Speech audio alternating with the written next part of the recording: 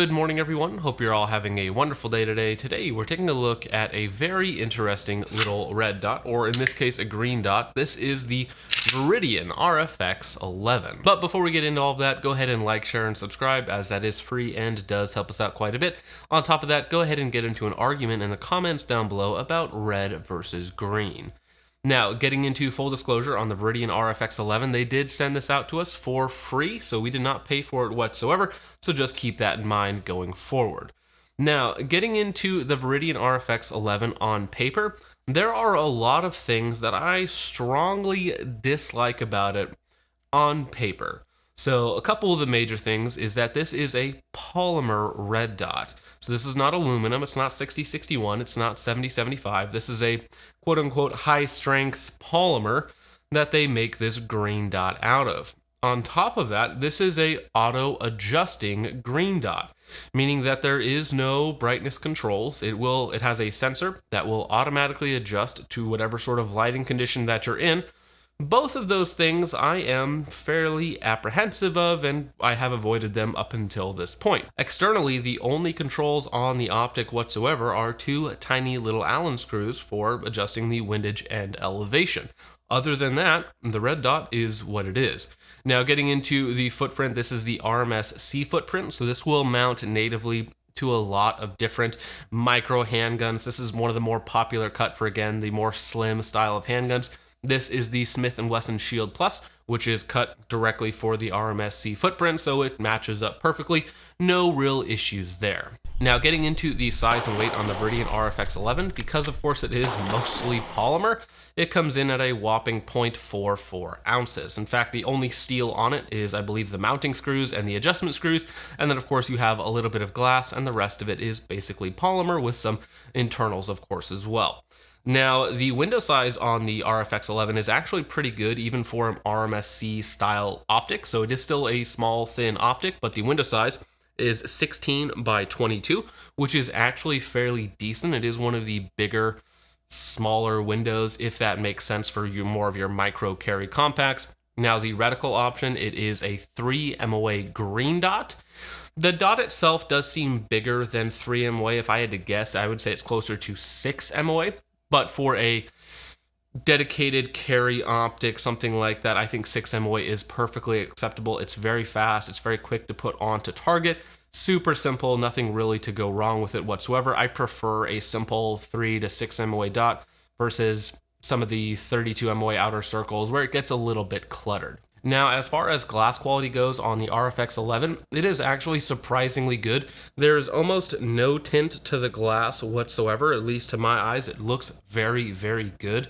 There is a little bit of warping, a little bit of magnification. If you move it around a little bit, you can see the image start to warp just a little bit, which is very common on pistol red dots of basically every variety. However, again, the glass quality itself looks very good with almost no tint whatsoever. So now let's go ahead and get into the battery life combined with the feature set of a auto-adjusting green dot.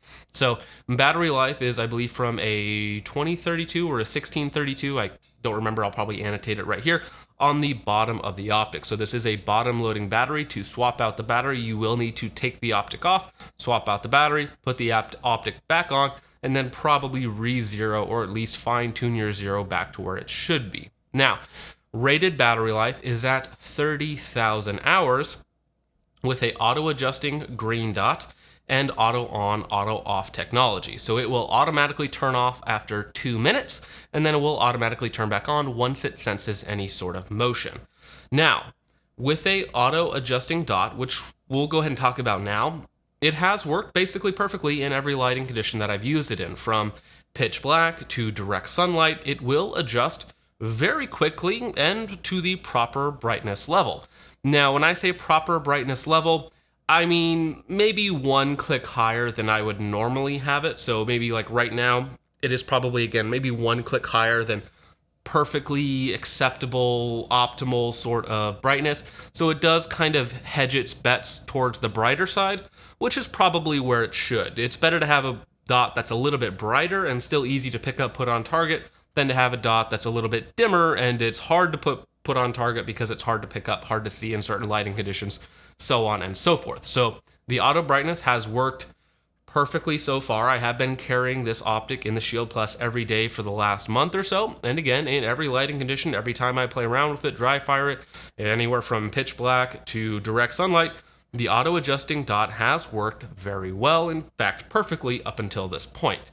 So 30,000 hour battery life combined with auto on, auto off, combined with the fact that if you're carrying the gun, the dot is probably going to be on in its lowest brightness setting, and then as soon as you draw it, it will obviously turn up to a higher brightness setting depending on your ambient lighting, meaning that I would suspect that the real world battery life is actually quite a bit better, considering most of the time that you're carrying it, as long as it's covered up, of course, it's probably going to be on its lowest brightness setting because it's going to be under clothes in a holster, supposedly anyways, depending on how you're carrying it, versus like, let's say, a non-auto adjusting red dot where it will be at whatever brightness setting you have it pinned to. So if you're walking around in full daylight and it's at a much higher brightness setting, it is of course going to be draining that battery a lot faster than something like this, when it's concealed will be automatically at its lowest brightness level and then adjust when you need to use it. So it is interesting, and again, I'm not a big fan of it, the concept of auto-adjusting red dots. I would much rather just have direct control of whatever brightness level that I want it to be at. However, in practice and actually using it, it has worked perfectly fine, and I think that it does combo very well with auto-adjusting plus auto-on, auto-off. I think that it will conserve that battery life if that's something that you're worried about. Keep in mind that it is fairly annoying to have a bottom-mounted battery that you will need to re-zero the optic, or at least, again, fine-tune your zero a little bit to get it back to perfect. Now, 30,000 hours plus auto-on, plus auto-off, plus auto-adjusting, you're probably not going to need to change out the battery for 5 to 10 years, depending on how much you use the optic itself. If you're carrying it every day, again, keep in mind that it's going to be at the lowest brightness level until you actually draw it out. And if you're not carrying it, it's going to be off the entire time. So unless there's some sort of parasitic vampire effect with the battery life could, again, last 5 to 10 years, if not longer, depending on your use case, how much you're using it, so on and so forth. Now, talking about the other thing that I have a strong dislike for on paper is going to be the polymer body. Polymer is just in no way, shape, or form as strong as 6061 or 7075. All of the Holosun dots that I usually carry are 7075, and they are incredibly durable for pistol optics from a wide variety of circumstances. You can watch torture tests on a lot of them, and in general, they hold up very, very well, even compared to some of the most expensive optics on the market. Now, with a polymer green dot in this case, you're just not going to get that level of durability. It's just not going to have the same sort of crush rating, crack rating, anything like that. Polymer is very lightweight, but it's just in no way, shape, or form going to be as strong as a well-designed 7075 aluminum optic. Now, the intended use case for this optic is probably concealed carry or maybe home defense, but for a micro green dot, I would say it's probably suited for concealed carry and not much more. So, what sort of durability do you need for a concealed carry green dot? Well, maybe you are okay with a polymer body. Now, I did some drop testing with the optic because, again, polymer I'm pretty skeptical on a pistol dot. I don't know why I would ever choose polymer over aluminum. Again, I don't care about a half ounce. I would rather have a much more durable optic. So I did some drops test on the optic. I did 2 waist height drops, not shoulder height drops, because I didn't think it would survive them at all. So I did 2 waist height drops onto dirt and gravel, basically, to see if that would just completely destroy the optic and if it would lose zero. Because again, polymer is not going to be rigid as aluminum, so I didn't know if a couple mediocre knocks would take it off of zero. So for the drop test, I had a target set up at 30 yards. It was a 10x16 steel plate. Not the smallest target out there, not the biggest target out there. Pretty indicative of what you're going to be doing for, concealed carry distances, probably a little bit further than what most people would anticipate using. But I went ahead and did a couple rounds just to make sure that it was on target with the ammo that I was using. I believe I was using 115 grain Callaway Ballistics remanufactured ammo. Performed perfectly fine. Then I did a waist height drop directly on the top of the optic. Did a few more rounds. worked perfectly fine. Did the second drop onto the top of the optic from, again, waist height, did a few more rounds, and it continued to hit the target at 30 yards without much issue. And the body did scuff up a little bit. The glass didn't crack. The polymer didn't crack. It didn't shift zero to a tremendous degree.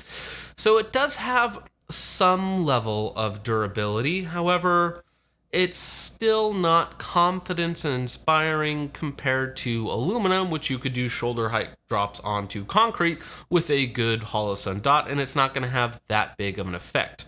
Now, again, polymer, I don't like the idea. Is it durable enough for most people's concealed carry application?